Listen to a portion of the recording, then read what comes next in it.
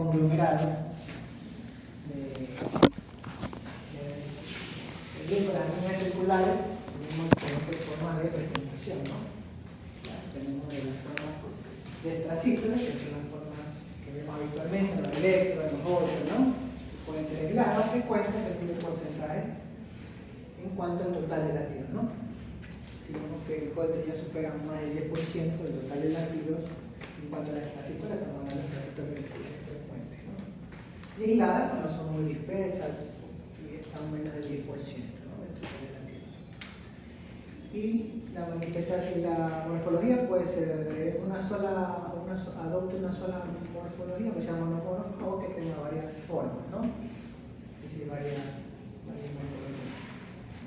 Esas son las extrasístoles, ¿no? Y después tenemos, cuando ya se conglomeran las extrasístoles, empiezan a formar lo que se llaman taquicarias ventriculares, que pueden ser también si una sola morfología monomorfa o si tiene varias morfologías a la vez, una sola tira de electrón, entonces es polimorfa, y si dura menos de 30 segundos es no sostenido, y si dura más de 30 segundos es sostenido, ¿no? ¿Está bien? Vamos a estar con este problema siempre, con este cable podrido. No pedirle a Sara que te preste el de ella, el tuyo no da falla.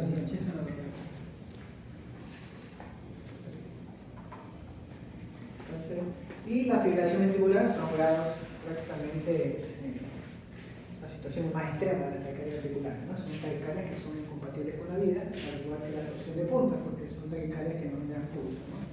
Y son las que están asociadas a muerte súbita, ¿no? La fibrilación ventricular en contexto de un infarto bronquial, en contexto de una miocardiopatía dilatada de grado 6 isquémico o isquémico, cuando tiene un deterioro severo de la presión de eyección, o cuando tienen trastornos, o cuando tienen miocardiopatía hipertróficas asociadas, ¿no? Que pueden asociarse a la fibrilación ventricular.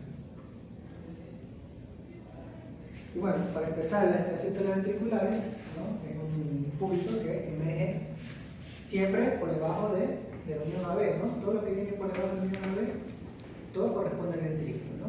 Si la extrasístole ventricular puede originarse cualquier estructura del miocardio, ¿no? Sea del septum, sea del ápex, sea de la parte lateral, sea de la parte basal, ¿no? Entonces, todo esto va a adoptar una morfología diferente, ¿no? Ya después vamos a ver en cuanto a la morfología, de dónde viene. Así como vimos la vía accesoria de dónde viene, así también podemos ver en cuanto a la extrasístole o la taquicarias ventriculares de dónde viene.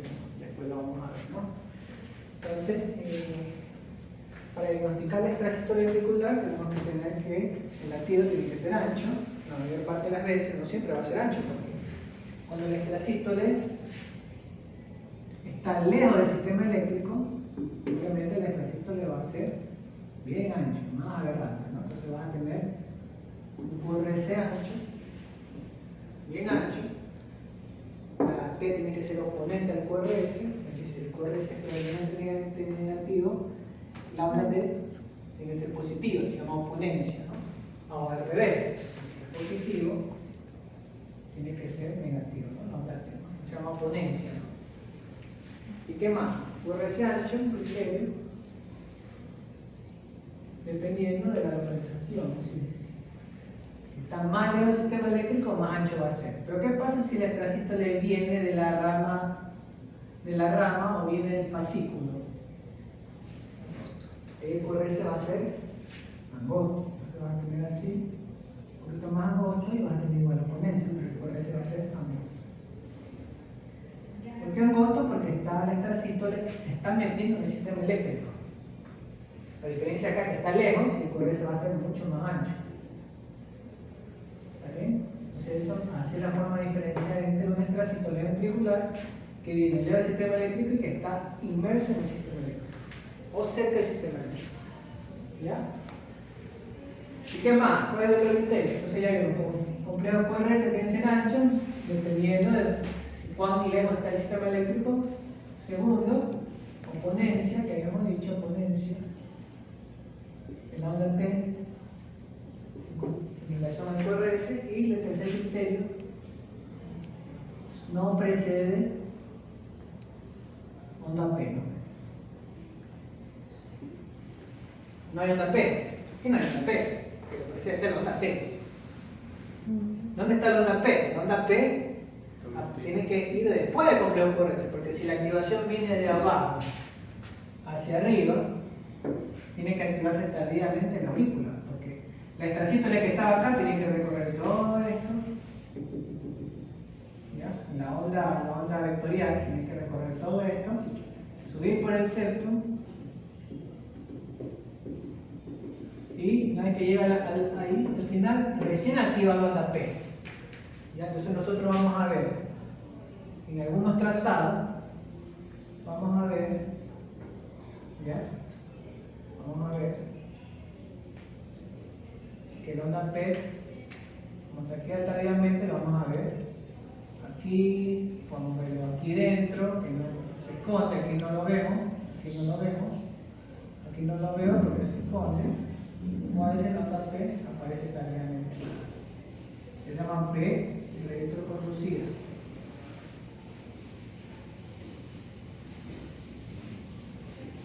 Porque la activación viene hacia arriba, se activa tardíamente la onda P. Entonces la onda P le podemos ver pegado al QRS. Acá no lo veo porque se fusiona con la onda T, o lo veo desde más allá de la onda T. Estamos P retroconducida. Entonces ahí cuando ustedes ven algunas QRS anchos, que algunos ni aparecen en la onda P y otros se aparecen acá. Por ejemplo, en este ejemplo aquí no lo claro una onda P después del QRS. Quizás acá algo me lo deforma la S, pero no me da garantía de eso. O quizás te das cuenta que aquí se ve un pico, que aquí no dibuja casi nada y aquí sí se lo ve. Si podría ser la onda P, que esté fusionado en la onda T. ¿Se dieron cuenta? Una P retroconducida. ¿Ya? Puede haber una parte de la P que digamos está ahí en otra QRS en otro lado del... No es necesario verlo igual, pero a veces tú los puedes ver. Como pasa ahí, que ahí justo apareció uno. ¿Ya? Ya. ¿Está claro? Estamos entendiendo el concepto del extrasístole. Ajá, de extracción ventricular. Sí, ¿no? Viene en lo que se refiere a la D2, el segundo complejo. Sí. Veo como una... Sería sobre elevación de la onda... No es onda T, es onda Bueno. RQ. No, ST sería. Sí, la de aquí. Tengo aquí. Ajá, con una mediadora. O sea, P que es onda P, extra. Claro, eso habla. Esto no tendría que ser como una onda P. No, porque están casi iguales todos. Yo creo que más esta deformidad que está aquí al inicio, que acá casi no se ve, esa puede ser la onda P. Porque acá también hace como una sobreelevación. Sí. Lo que pasa es que no olviden que cuando las extrasístoles a veces pueden dar imagen del rama derecho o rama izquierda, ¿no? Y pueden ver ustedes a veces esos empastamientos de las S, ¿no? En el complejo QRS de la extrasístole, ¿está bien? Donde hay un grado de enlentecimiento. ¿Ya? Porque eso habla que viene el ventrículo y de un tejido que no es especializado. Mientras más lejos esté del sistema especializado, va a ser más ancho, más aberrante, pueden tener más ese grado de empastamiento, pueden ser hasta a veces pueden adoptar hasta morfologías así, ¿no? Hasta así esta morfología, ¿no? Son muy anchos, entonces, porque están muy lejos simplemente. Más si tienen cariopatía estructural. Además de tener un músculo no especializado, un músculo enfermo, con mucha fibrosis, entonces vas a ver estos graves fraccionamientos del QRS. En las extrasístoles y a veces en las taquicardias, ventriculares, como hablamos de las displasias. ¿No? Las displasias, como hay mucho tejido adiposo aquí inmerso, ya hay mucha fibrosis, las TB, ¿ya? O a veces las extrasístoles ventriculares, que todos los de estos pacientes pueden adoptar estos patrones, ¿no? Hay mucha fibrosis en ese vestíbulo. ¿Está bien? Ya, y solo se consideraría extracistos ventriculares solo si vemos ese patrón, con los tres criterios que nos indican, aunque sea en solo una derivación, aunque sea un complejo que lo hemos Si visto. es aislado, apareció uno en el electro, por ejemplo. Esa es frecuente, la que estamos viendo ahorita. Esa de ahí es frecuente. Para tú decir frecuente tiene que ser en un holter. Si supera más del 10%, puedes hablar de frecuente. Pero puede ser que ahí te hizo una bigeminia y después el resto del electro de las 24 horas no hizo nada, entonces es infrecuente, no es frecuente. ¿Se me entiende? Siempre No va- puedes tú en un trazado hablar de un extrasístole frecuente, tienes que hacerlo en cuenta la ecuación. ¿Ya? Y otra pregunta, cuando hablamos de extrasístoles ventriculares también siempre dentro de los criterios no se habla de las pausas Compensatorias. Claro, todos tienen que tener pausas compensatorias. Es decir, después del extrasístole, pero a veces tienes, es decir, el 80% de la B o un 90% desarrolla lo que se llaman pausas compensatorias hasta que viene el latido, ¿no? ¿Está bien? Y a veces no vemos esa pausa compensatoria. Y tú ves un extrasístole en medio del latido normal, es decir, que aquí en lugar de haber pausa, este de aquí cumplió su ciclo normal, es decir, que tú para saber si tiene pausa tienes que agarrar una derivación de dedos largos y ver entre 2RR normal, ¿no? Y ver si ese cumple en medio del extrasístole cumple 2 ciclos consecutivos normales, ¿no? Ahí tú se das cuenta si tiene una pausa compensatoria. Entonces aquí no puedo decir porque no tengo un dedo largo sin extrasístole.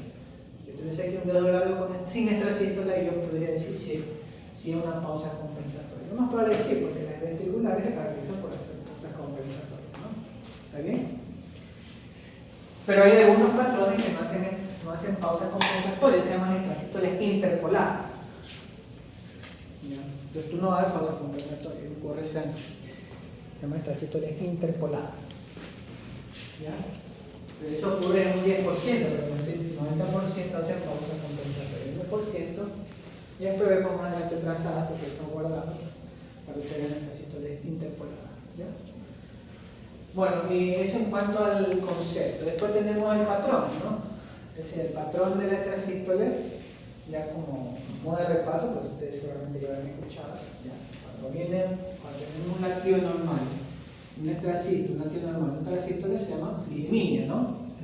Pero cuando tiene dos latidos normales, una ventricular,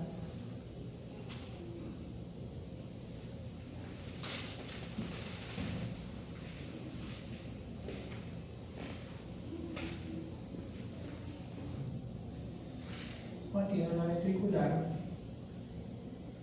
una normal, otra normal y otra ventricular que se llama trigeminia, ¿no? Entre dos latidos normales tiene el extrasístole, se llama trigeminia. Esto es uno normal y un extrasístole se llama bigeminia. ¿Ya? ¿Está bien? Después puedes tener un latido normal y después viene dos extrasístoles, pues viene otro latido normal, ¿no? Se llama dupla, ¿ya? Y a veces puede adoptar tres, ¿ya? Se llama tripleta, ¿está bien? Son tres extrasístoles juntas. Si ya tienes 4, mayor o igual a 4, EB, ¿está bien? Eso ya se llama ron de taquicardia ventricular. Ya. Vamos. Porque no existe. Después la tripleta ya viene el ron de taquicardia ventricular. Que puede ser sostenida o no sostenida. Sostenida si dura más de 30 segundos. Y no sostenida si dura menos de 30 segundos. ¿Ya? Eso para que ustedes vean. Acá hacemos electrocardiogramas con runas taquicardias ventriculares. A veces más lo vemos en los holters que en los trazados normales, sabes que el paciente no es muy sintomático y justo lo agarraste con runas taquicardias ventriculares, ¿no? Doc, ¿y qué puede deberse a que se haga una bigeminismo o un trigeminismo? ¿A qué se debe? O sea, Es el patrón que adopta el tejido que le está generando. ¿Ya? ¿Está bien? y si genera solo así trigeminismo y, o sea, y vuelve al latido normal y vuelve al trigeminismo y sale y entra. ¿Qué pasa? Entonces, pero que es el tejido mismo normal que está haciendo, o sea... Es el tejido que genera eso, la extrasístole, que puede venir de diferentes lados. No solamente, es decir, esto obedece a algo. Es decir, viene de un tejido, pero obedece a algo. Algunas veces viene de un tejido sano, que tiene como se dice, esa actividad esa actividad gatillada que se llama, ¿no? Para generar la EB, ¿ya? ¿Está bien? Se llama actividad gatillada, bueno, vamos a un resistor de tracto de salida, ¿no? ¿Ya? Y después tenemos las transistores que es generada por mecanismos de entrada asociados a escala, ¿no? Como las cariopatías isquémicas, ¿no? O en el chat, ¿no? Entonces, como hay una cicatriz, la cicatriz obviamente va a tener mucho tejido fibroso alrededor de la zona, tejido de mala conducción alrededor de la zona de cicatriz. Ya hay, ¿cómo se llama? El tejido tiene una activación no homogénea en relación al resto del sistema eléctrico normal, entonces va a haber esa heterogeneidad de los potenciales de acción. Cuando ven esas heterogeneidades de los potenciales de acción, que eso, es decir, que por ejemplo, en los pacientes que tienen endocardio, obviamente el potencial va a estar así, normal, pero cuando hay zona de conducción lenta, obviamente el potencial no va a ser así. Por no ser lento, va a caer activamente, va a ser de esta forma, entonces se llama heterogeneidad. Entonces el hecho de haber una heterogeneidad de los potenciales, eso va a favorecer a la aparición de las transistores, de las taquicardias ventriculares, ¿ya? Porque si todo el miocardio se generara el mismo potencial, no existieran este tipo de arritmias. Pero existen cuando existe esa heterogeneidad, ¿no? Eso lo vemos en la cariopatía isquémica, en la asociada escala, sea por una displasia, sea por un Chagas, ¿ya? Sea por una miocarditis, sea por una miocarditis. Y también lo vemos en las canalopatías. Las canalopatías también hacen esa heterogeneidad, ¿no? De los potenciales.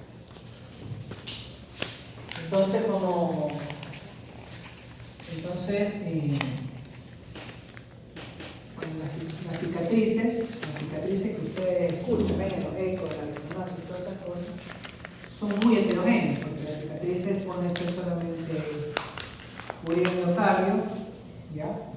O pueden ser parchados, parte del endo, epi, mesocardio, entonces quedan espacios, ¿no? Queda cicatriz mezclado con tejido sano. Entonces en ese tejido sano o parcialmente enfermo, dañado, ahí no se forman los canales que le decimos, ¿no? O zonas de conducción lentas. Entonces ahí es donde se genera el circuito, porque cuando arranca la taquicardia, obviamente la TV pasa alrededor de esa zona, y da la vuelta. Y eso lo vemos, esto se expresa como taquicardia ventricular, porque da la vuelta, ¿no? Por el hecho de haber esa mezcla de tejido sano con tejido enfermo, ¿no? Bueno, entonces ya vimos los patrones de las transistores, ¿ya? Y la taquicardia ventricular prácticamente cuando ya tiene sostenida cuando dura más de 30 segundos, ¿no? Y esto no siempre se asocia a una descompensación mecánica, porque las taquicardias ventriculares, si de corazón sano, en gran parte de las veces, como las taquicardias idiopáticas de salida, pueden generar palpitaciones o alguna sensación de disnea para contar. Pero las taquicardias asociadas a cara, más si son muy rápidas como en este trazado, es decir, te pueden generar descompensación mecánica. Mientras más rápido es, más descompensación, ¿no?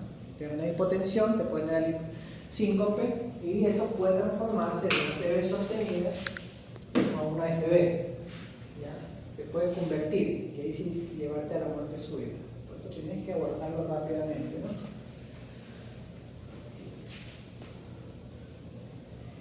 Y después tenemos, el ritmo ventricular prácticamente cumple los mismos criterios de la taquicardia ventricular. La única diferencia es que es lento, es menos algunos textos te dicen menos de 120 latidos por minuto, tú ya hablas de un ritmo ventricular acelerado, ¿no?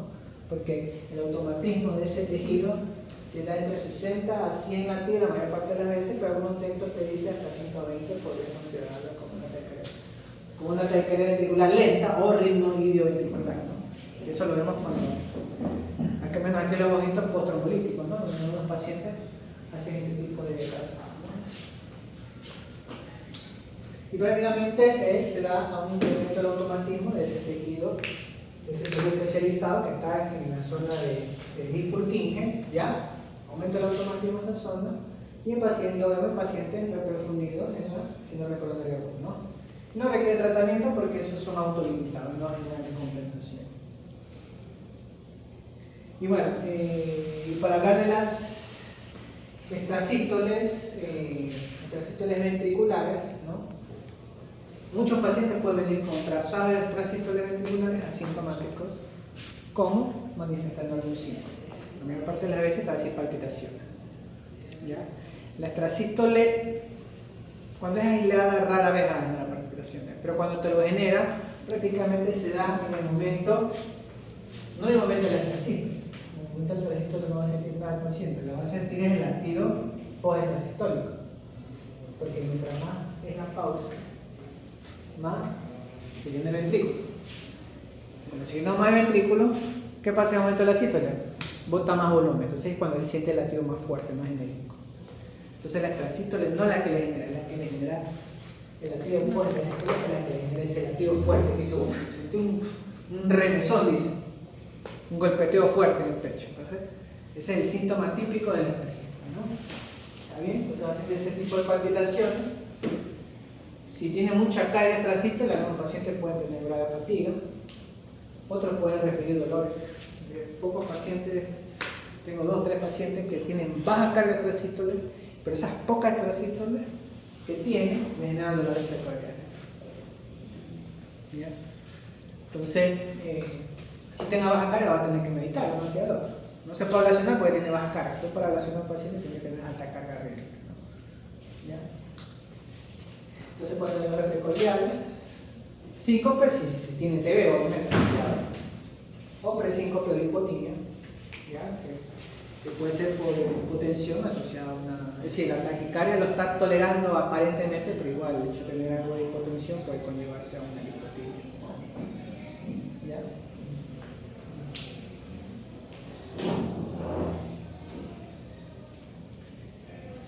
Y bueno, cuando tú ves un paciente con extrasístoles, ¿ya?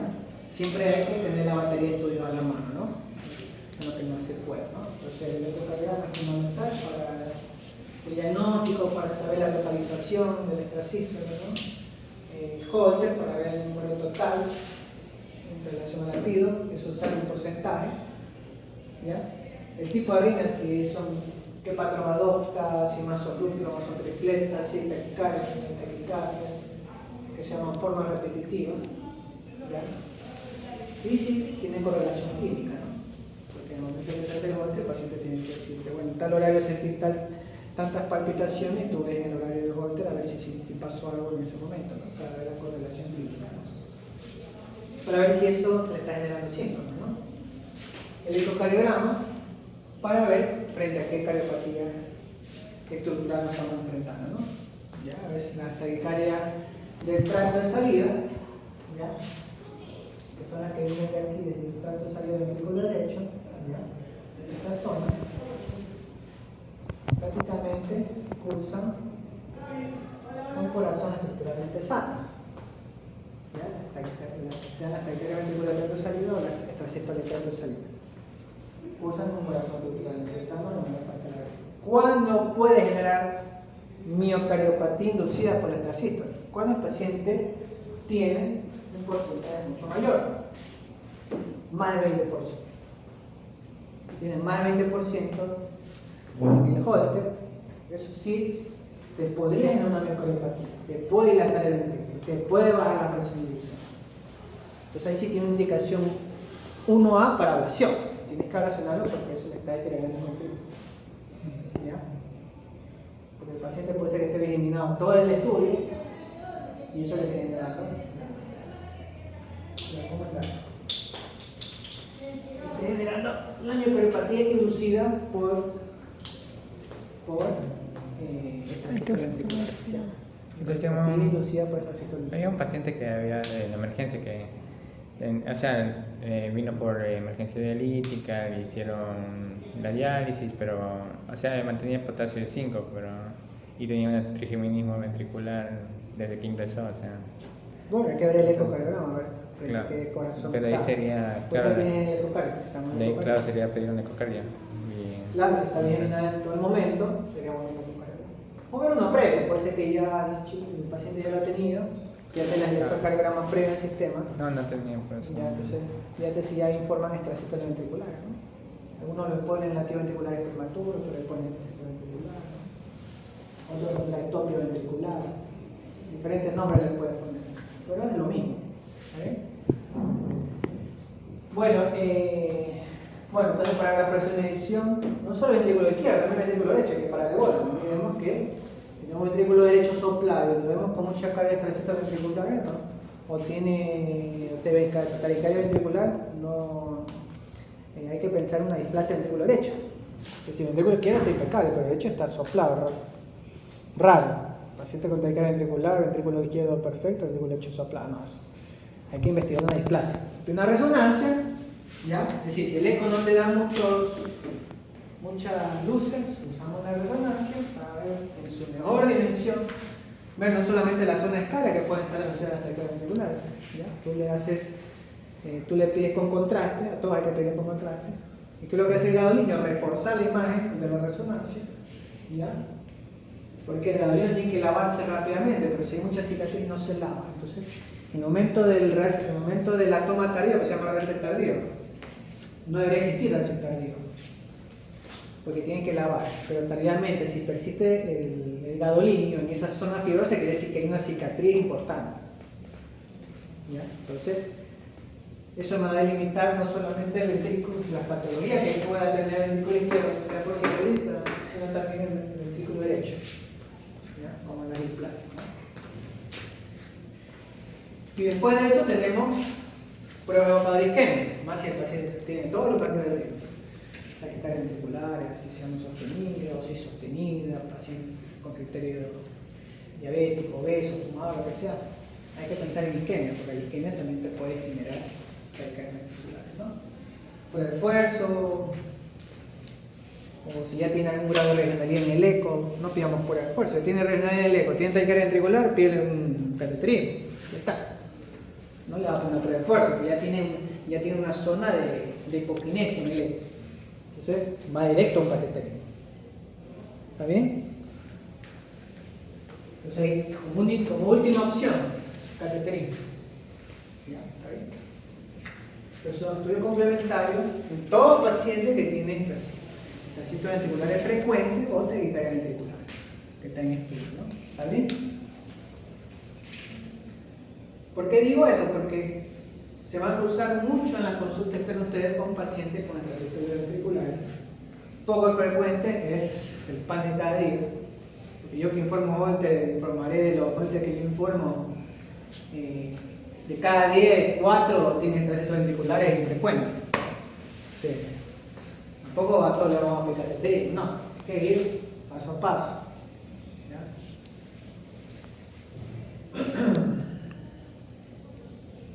Estamos bien, ¿no? Sí. Y para estudio el final un cateterismo también, o sea, si ya tenga el eco, que me determine la regionalidad, igual uno quiere ver, si quiere ver coronaria, se haría el cateterismo para ver cuál fue la lesión que tuvo. Sí, pues te dice hipoquinesia enterolateral. ¿Qué estás pensando? ¿Una DA, una circunfleja, un obtuso marginal? Siempre y cuando no haya tenido un estudio anterior, ¿verdad? ¿Estudio anterior de qué? O sea, de una cardiopatía isquémica. O sea, La sospecha está, en un ventrículo izquierdo o ventrículo izquierdo se ha conservado o un deterioro leve y tiene regionalidad, lo que hay que pensar más es una cardiopatía isquémica. no, él dice un evento que haya tenido y ya tenga un stent, o sea, que haya tenido ya una CCG previa. Ah, pero hay que ver cuánto. Que si fuera hace un mes, no lo va a pedir la CCG, pero lo más probable sea seguramente sea asociado a su cardiopatía isquémica, la extrasístole. Porque viene esa zona donde está enfermo, donde está la fibrosis. Porque ya en una zona donde hay hipoquinesia, disquinesia o aquinesia, ya igual, algún grado de fibrosis debe tener esa zona. Y ya tiene una condición para generar una extrasístole. Como paciente que puede tener una escala transmural, no hace ninguna extrasístole, puede tener, porque como toda esta zona está homogénea, prácticamente no hay tejido que se active. Prácticamente el resto del tejido sano que quedó no va a generar extrasístole, puede pasar así también. No es que a toda cardiopatía isquémica va a haber extrasístole. No en todo van a ver. ¿Sí me entienden? Seguimos. Paramos, pausa. Sí. Seguimos, seguimos. No tiene sueño. No. Está ahí una que te tambalea ahí. Por eso, doctor, ¿cuándo nosotros deberíamos enviar un holter a un paciente que, por decir, usted dice que tienen el EKG, sale una derivación que salen aisladas, extrasístoles ventriculares aisladas? Si hace En una dos aislada, nada. Si tiene No. síntomas, Tiene nada. Pero si está diseminado, así no sienta síntomas, está bien, pidámosle más porque está muy diseminado. Hicimos, vamos a otro electro más, a ver si sigue igual, no sigue diseminado. Bueno, pidámosle, por las dudas. Porque no quita que así no tenga síntomas, capaz tiene un ventrículo ya en grave deterioro, porque tiene 30.000 extrasístoles, si no tenga síntomas. Puede Entonces, pasar. el primer examen sería el No vamos a holter. esperar que tenga 25 de FEBI para recién, ay, me canso y esperar 25 de FEBI para recién actuar. No, ¿sí me entienden? El holter es lo más asequible. ¿Está bien? Pregunta. El primer estudio sería un holter o un ecocardiograma. Ahí como también, hay O sea, todo el holter y- holter, eco, ya todo lo que yo en la consulta, yo arranco con, ya le doy el electro, pongo, así tenga poco, está un sintomático, listo, pidamos el holter y el eco, que es lo que está más a la mano.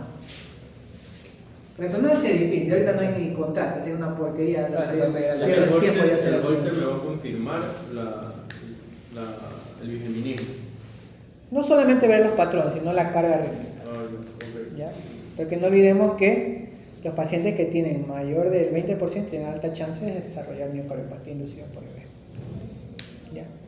Algunos dicen, no, 15%, otros dicen, no, es de 10%. Para mí el 10% nunca le va a generar. Lo que algunos textos sí decían, en revisiones grandes, la extrasístole mientras más lejos esté, más si es epicárdica, porque siempre la extrasístole viene en gran parte del endocardio, gran parte de las veces endo, pocas veces viene en el meso, y rarísima vez viene el epicardio. Entonces, cuando la extrasístole viene de esta zona, si es del 10%, sí te podría inducir una miocardiopatía. Pero es muy infrecuente verlo. Porque nosotros las que hemos ablacionado, en un 90% vienen del endocardio. ¿Está bien? No vienen del epicardio. Y si hemos tenido pacientes que en la zona la zona que nos estamos aplicando, nos da el mapeo que viene de ahí y no se va a la extrasístole, entonces ahí sí estamos pensando que viene el mesocardio o el epicardio. ¿Ya? Pero eso nos pasa 1 de cada 10. ¿Ya? No, ni siquiera 1 de cada 10, 1 de cada 30, 40, una cosa así. Es muy frecuente. ¿Está bien? Preguntas.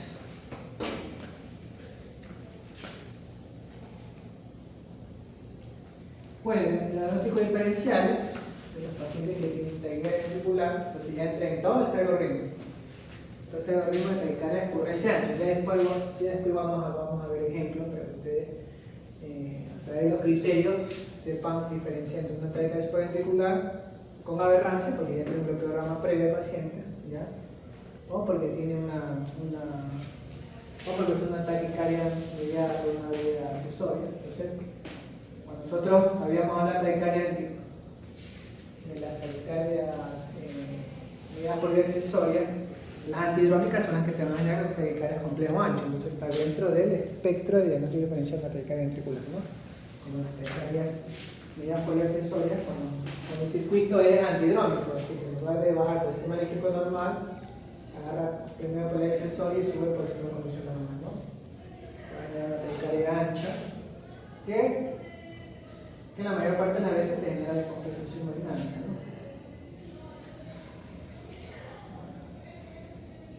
El sistema eléctrico de conducción del corazón y el bloqueograma obviamente ocurre una activación temprana del ventrículo izquierdo y tardíamente el ventrículo derecho a través de un tejido no especializado. Eso es donde va a generar un complejo ancho, como ocurre el bloqueo de rama. Entonces hay que saber ustedes tener bien conceptualizado lo que es los criterios del bloqueo de rama, ¿no? Para no confundirse con un antracíclico, ¿no?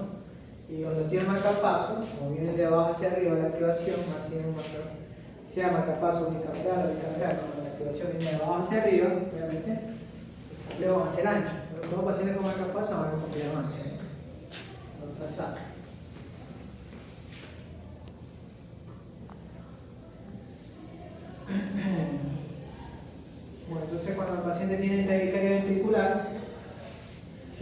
inestable, ¿ya? Entonces siempre tienen que recurrir a calibración de nada de estar aquí que masaje siendo carotida, que cloro ocular, que miodarona, nada. Ve un trazado con un RC ancho, lo primero que tienen que preguntar es la estabilidad. ¿Cómo está, señor? Oh, está ahí sonoliento, nubilado. Lo más probable es que tenga 70 sistólicos o 50 sistólicos. Se dicen, no, tranquilo, no se meterán aquí, pues mejor que el corazón se aceleró mucho y mi esposa se preocupó. Taquicardia de ancho lo ve a 180. Está estable. Está hablando contigo. Debe estar bien profundido. No creo que se esté en sistólica hablando normal contigo. Entonces son pacientes que llegan de diferentes formas, ¿no? Entonces, si está estable, nada. Hay un buen interrogatorio, examínalo, pregunta, antecedentes, ya le pasó esto antes, es primera vez, va viendo el electro, va localizando en la taquicardia, ¿no? Entonces, todas esas cosas. Y si está estable, historia clínica, ¿ya? Examen físico, nada está haciendo las cosas de apuro. Miren ahí con el electrocardiograma previo, ¿ya? Porque a veces vienen tan taquicárdicos, producto de un proceso X, sangrado, fiebre, lo que fuera, tiene un bloqueo de rama izquierda previa y después dice, oye, tiene taquicardia por el sangre. No, pues tiene un bloqueo de rama izquierda previa. Está taquicardia porque tiene 39 grados. Entonces, piensen siempre si hay electroprevio evolucionado en el sistema, ¿no? Ya, la morfología de la rama derecha, no se olviden. ¿Ya? Entonces, por el taquicardio, con esa morfología, puede ser una rama derecha. O rama izquierda. ¿Ya? O que el paciente tenga secuela, ¿no? Tiene secuela, tiene taquicardia ventricular, pero bueno, puede ser una asociada al cara, ¿no? Tiene una cuenca inferior, ¿no? Puede que sea una hiperrepartida asociada al cara, ¿no? Ya tenemos una Q que es patológica. ¿Qué más? ¿Qué vemos ahí?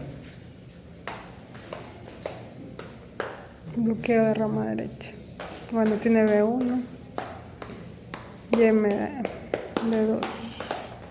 Ya ustedes ya tienen que decirme ya diagnóstico, Ni siquiera estar ya. hablando de parte en parte. No, esto tiene tal cosa. Ya a esta altura. Nada que decirme que la P mide 0,28, que el PR tal, nada. Tiene que decirme, este es el diagnóstico tal, el otro es esto. Y ahí está el Word, ya está.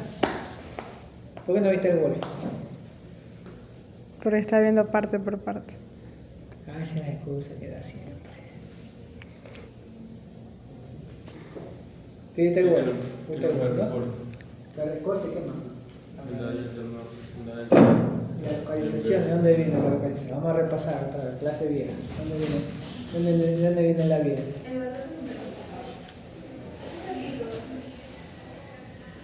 ¿Un ratito cuánto? Menos un minuto tienes que decir hoy. Ahora está localizado, hasta que haga tu compañera, ya está curtido. Ya está tan curtido ya de tanto Word que le he mostrado. ¿De dónde viene? Claro. Si es lo que da rama derecha, viene del ventrículo izquierdo. Claro. ¿Qué más? No el ventrículo, estamos hablando de viene del lado izquierdo, del anillo, porque la vía accesoria no viene del ventrículo, viene del anillo. Viene de la unión AB, ahí viene la vía accesoria. No existe en la vía accesoria del ventrículo. Ya sabemos que viene el anillo mitral, ¿no? Que es el lado izquierdo, ¿no?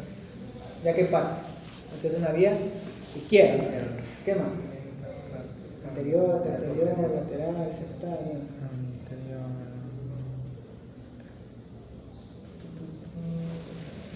Entonces clase de repaso, estamos haciendo repaso de lo que ya hemos visto, ya. Ya, ¿dónde viene la vida? ¡No! ¿Y yo qué hago entonces? He hablado de los aires entonces. ¿Cuál es lo lateral? No, porque es positivo, creo que era anterior. B1. A ver.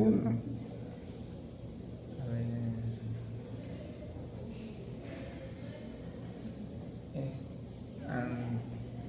antero.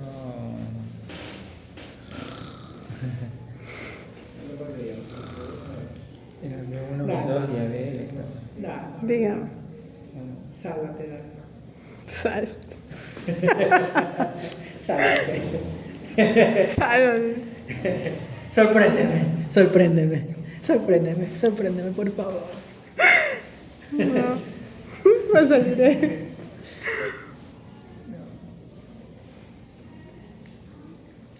Ya se olvidó la localización de la vía accesoria.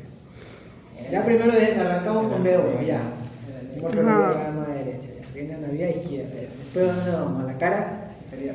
inferior. De 2. Ya, si la delta que es positivo o negativo. Positivo. La onda delta. Cara inferior, ¿es positivo o negativo? Negativo. ¿Ah? Negativo. Negativo, pues si tiene una QS inmensa ahí, esa es una onda delta, está fusionada con la S. Pues. Tienes Y de ahí- un infarto ahí. ¿Tú crees que es una secuela? Anterior. ¿De dónde viene? Anterior. No, al revés. Posterior. Inferior.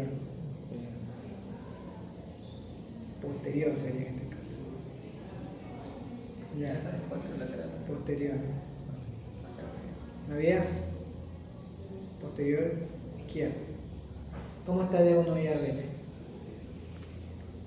Positivo. Positivo. Si fuese negativo, fuera lateral.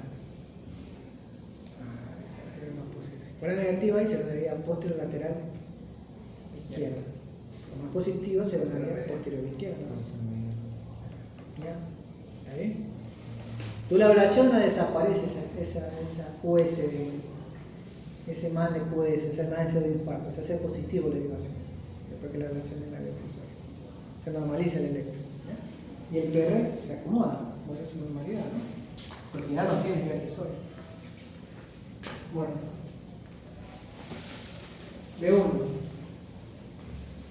Aquí cae triangular, los paleteaste, viste eso, ves eso en B1, en B2.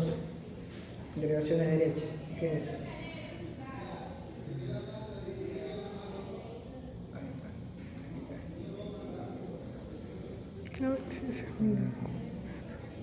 Bueno, Ah, ¿Cómo se llama esa onda? Si lo ves en... Ahí vamos a tener la polla ahí. Elixon. Tiene hasta la polla, no sabe ni decir la onda. Está pero en grande, hasta yo aquí que no tengo lentes lo veo. ¿Dónde vemos la onda epsilon? la hipotermia. No. Ese se llama onda de Osborn. Ah, modo. Osborn lo ves en cara inferior. Epsilon era. Ahí no hay onda de Osborn. Se llama onda epsilon.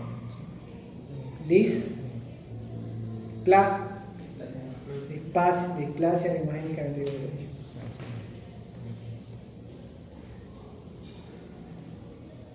¿Ya? Una Yo frecuencia. falté dos clases. Y hay que ver. Los paleteados, la cara ventricular y el selecto. ¿Qué tiene ahí?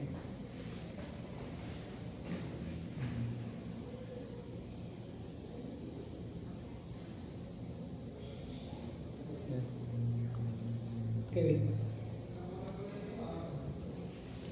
Nada, dice, vaya por la sombrita, ¿no? Hizo muerto. claro. Es selecto, ¿qué tiene?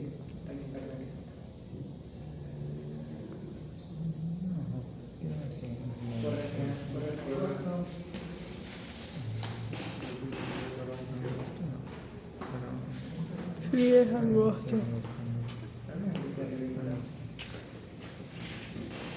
Pero la onda P. Hasta que quede auricular de 400. Nada, no está ni que nada, ni cambio, está en frecuencia normal. Está 75 la que.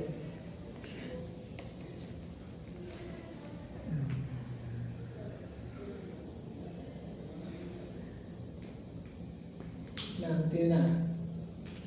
Vaya nomás, y soy muerto. Lo paleteamos nomás por error. Vaya a la casa. Eso va a ser. Porque dice, no, que ese porque el electro sinusal me llama la atención. ¿Qué tipo? No tiene va. ¿Qué llama la atención? Nada. B1, B1, B2, B3. B3. ¿Qué tiene? Un supro. ¿Ah? ¿Tiene qué? Pero dilo, pues. Supra. Pero dilo, súper, en voz alta. ¿Qué elevación del punto gota ya? ¿Qué más? No tiene dolor, nada. B1, B2, B3. Pero ¿qué morfología está adoptando ese supra? ¿Cómo? Negativización de T. ¿Qué morfología adopta ese supra? ¿Tiene una morfología particular? ¿Una morfología en particular ese supra? Forma de cono. ¿Qué forma Gaviota. de colechacha, forma de mariposa? ¿Ideales gaviota? ¿Forma de? ¿Ideales gaviota? No. No, no es la gaviota de cono, es eso. Ah,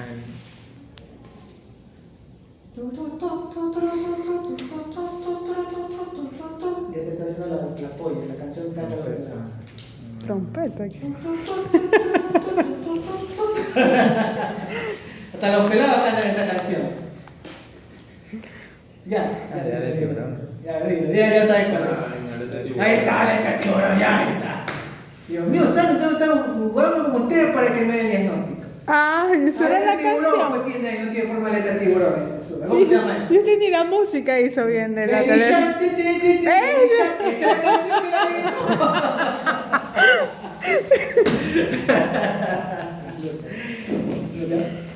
no. No, no es flute. O sea, no. ¿Cómo se llama? Aleteo. ¿Cómo se llama?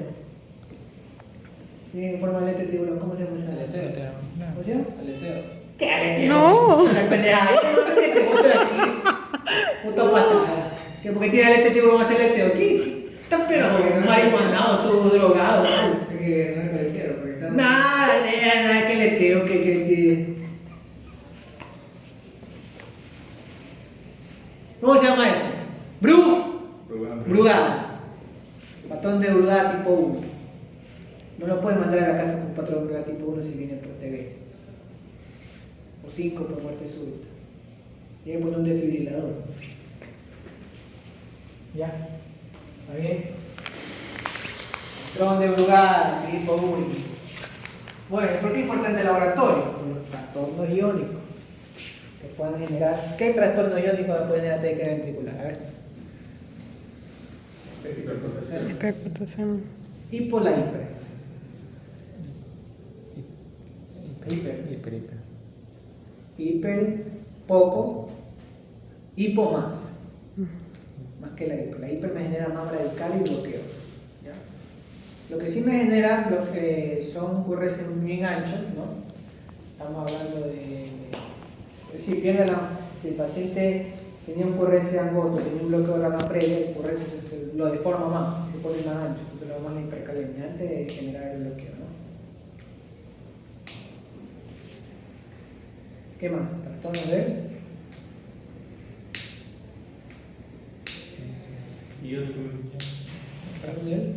calcio, ¿qué más? Magnesio, son los que más generan prolongación, prolongación del potencial de acción, ¿ya? Porque no entra en la célula, si no entra en la célula no se carga eléctricamente y no se activa, entonces eso va a generar esa prolongación del QT, ¿ya? Gran parte de las veces, y genera taquicardia ventricular, ¿no? Polimorfo en estos casos, ¿no? Más que monomorfo va a ser polimorfo. La hipocalemia por debajo de 2 tienen alto riesgo de hacer taquicardia ventricular polimorfa, ¿no? ¿Está bien?